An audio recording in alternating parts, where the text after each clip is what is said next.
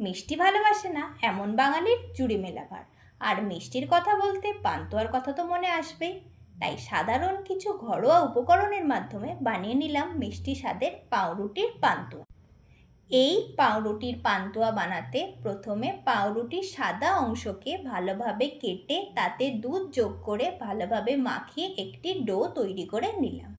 এই ডো থেকে ছোট ছোট লেচি কেটে তার মধ্যে এলাচের গুঁড়ো দিয়ে পান্তুয়ার আকারে গড়ে নিলাম। তারপর কড়ায় সাদা তেল দিয়ে এগুলিকে ভালো করে লাল লাল করে ভেজে নিলাম। এরপর অন্য একটি পাত্রে চিনির গাঢ় রস তৈরি করে নিলাম। এরপর চিনির রসে এলাচ গুঁড়ো দিয়ে আবার ফুটিয়ে নিলাম। এবার এই চিনির রসে ভেজে রাখা পান্তুয়াগুলিকে দিয়ে ভালোভাবে ফুটিয়ে নিলাম।